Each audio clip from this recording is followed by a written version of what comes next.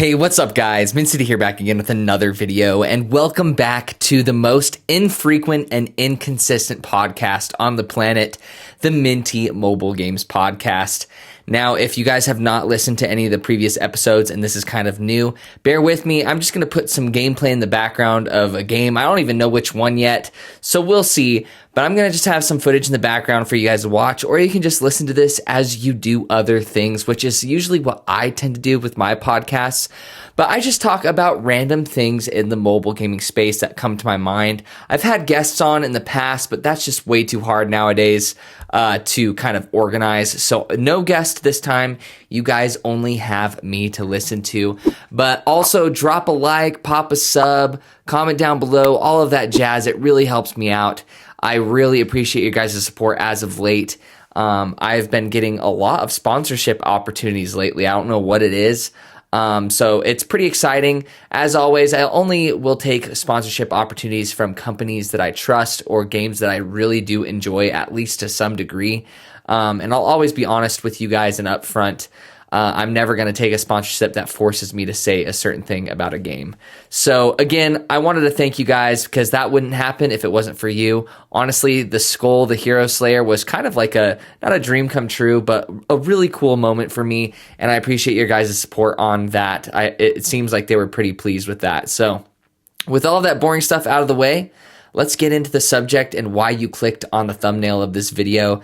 And I am so excited for mobile recently. I feel like a lot of different indie gaming companies, are, including Playdigis. Playdigis was kind of a trendsetter, I think, when it comes to this, are really focusing on bringing mobile ports or ports of their games to mobile specifically.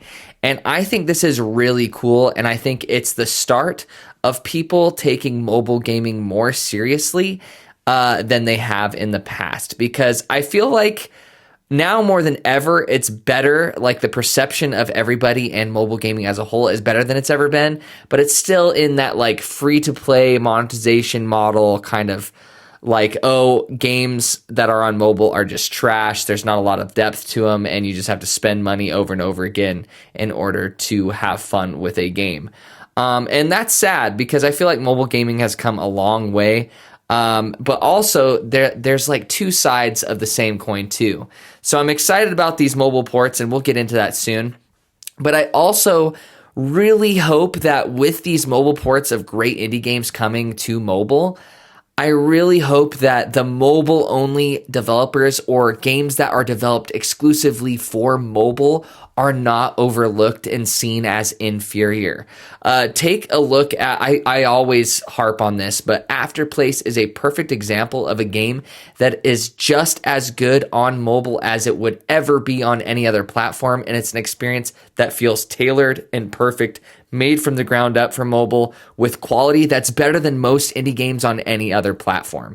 Afterplace is a perfect example, and it's really cool that the developer took the chance, took the gamble, and made it for mobile and mobile only. And I know once it gets ported to other platforms, which I know they've mentioned previously, it will become a huge hit. It'll be a classic. It'll be remembered forever. So there's these two sides that I really hope maintain a balance. I hope that more mobile ports come in the future and people start respecting mobile more as a gaming platform because they see the potential of it as basically an indie gaming machine, similar to like a Steam Deck or something. But also, I don't want developers to stop making games exclusively for mobile or with mobile in mind right from the get-go, because I think those are the most special experiences on mobile.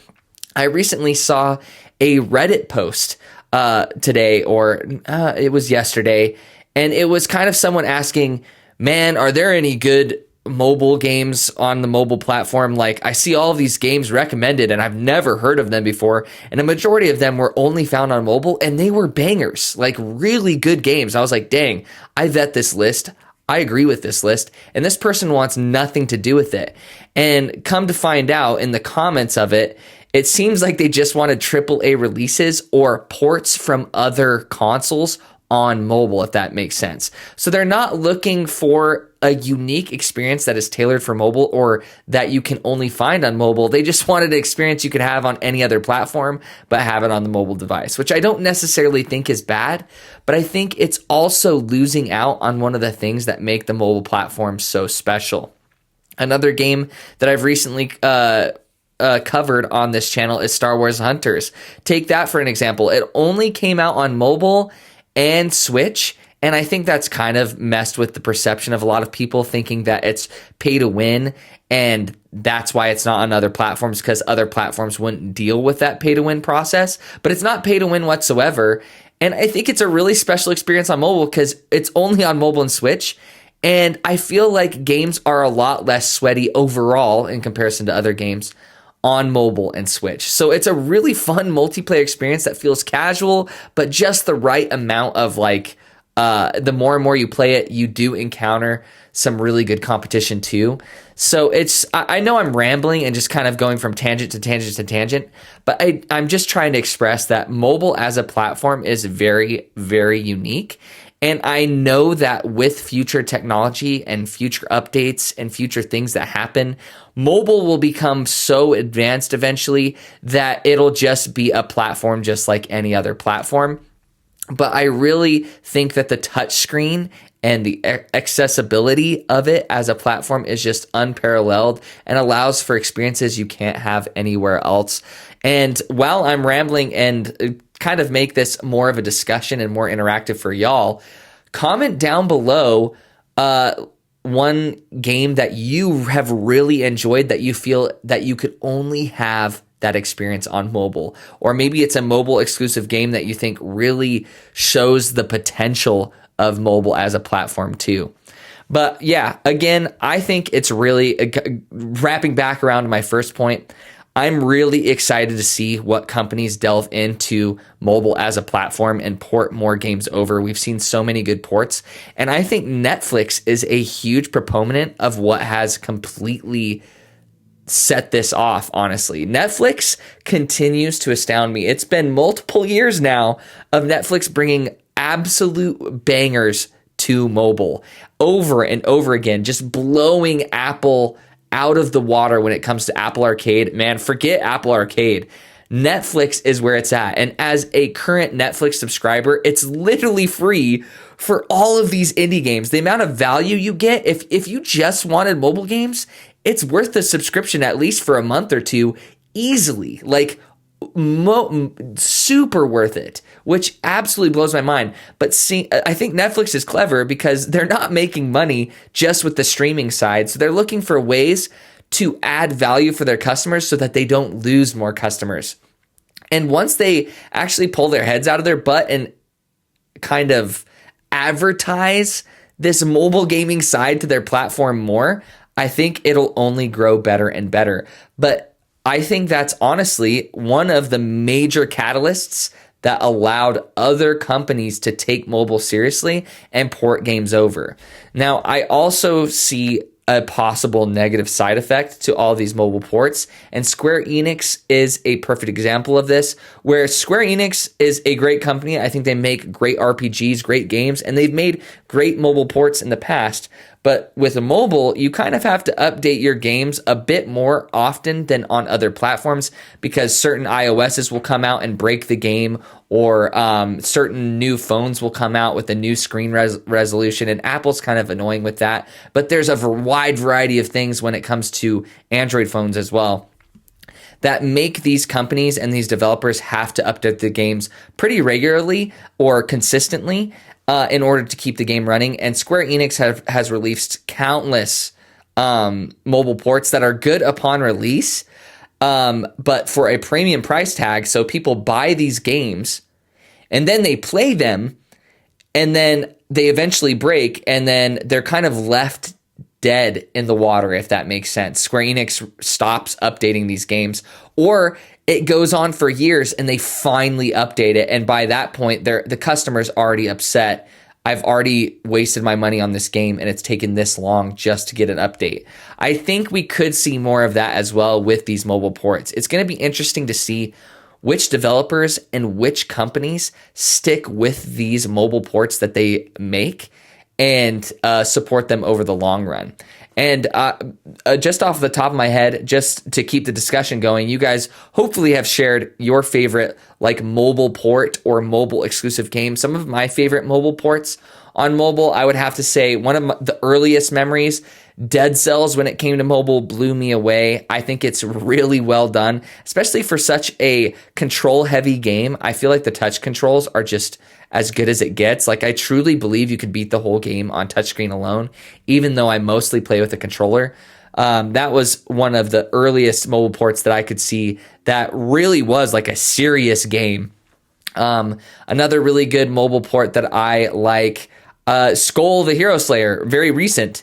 Another game kind of in a similar vein. I feel like mobile ports that are 2D action platformers or roguelikes especially as a genre, are great to be ported to mobile for those kind of shorter gameplay sessions where you can pick it up, you can play it, or you can binge it for long periods of time.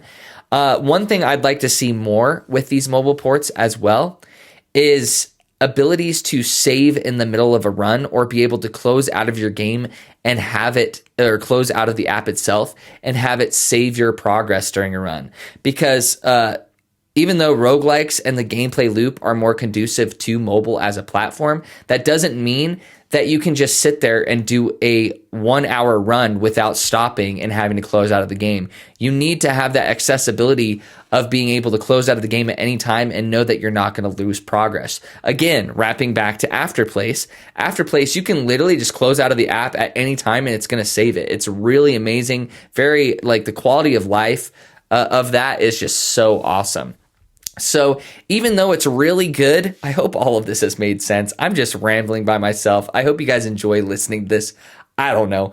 But at the end of it all, I'm really excited to see what indie developers bring or indie publishers bring their games to mobile. And I'm excited to see how many of them stick with it in the long run and continue to bring some of their offerings to mobile and update them over time. I think that will really help the perception of mobile gaming.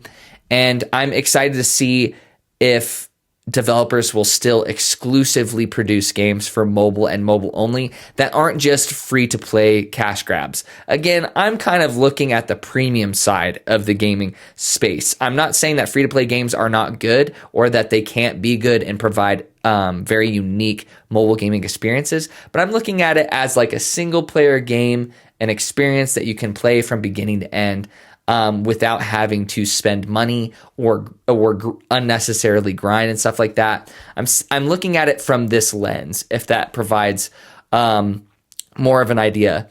And again, I think another thing that's bringing a lot more people into the mobile fold, especially people who own tablets, is full controller support. It's a game changer. I still remember when I had to go out and buy a controller specifically just for mobile games, which was my first mobile gaming controller was the SteelSeries Nimbus. I don't think it's supported anymore. Correct me if I'm wrong in the comment section down below. But now the fact that you can connect pretty much any Bluetooth controller, let alone an Xbox and a PS4, PS5 controller, like all of those controllers are fully supported by a lot of these games. And I think that's a huge deal, especially when you can like cast it onto a screen with minimal input delay, or you can plug it into like a Steam Deck or use some sort of capturing device that can throw it up on a big screen, and you can just feel like you're having a console experience. It's really cool. Mobile is so flexible. It's so cool. Everyone has a phone nowadays. You almost have to have one in order to do your job and just go through everyday life. And the fact that it can provide you all of these gaming experiences is just wild, man. I'm sounding super old right now, but it's just cool to geek out about. As always, with every single episode of the Minty Mobile Games Podcast, please comment your thoughts in the comment section down below. about anything I've said up into this point. And if you guys have made it to this point, I appreciate it. Don't forget to leave a like and pop a sub. Comment down below, all of that jazz. Introduce yourself. If you haven't commented and you're a lurker, because I have a ton of lurkers who watch videos and never comment down below, comment down below. Make this your first one. I'm really looking forward to introducing myself to y'all and getting to know you guys a little bit better. Let me know future content that you guys want to see. Expect some future sponsorships that I have in the pipeline, as well as the normal content that you guys subbed for and have come to love. Again, I appreciate your guys' support. I hope you enjoyed this super rambly and super tangenty, if that's even a word, that's definitely not a word, episode of the Minty Mobile Games Podcast. Thank you for listening to the end, and I love you guys. I hope you guys are staying safe, and take it easy.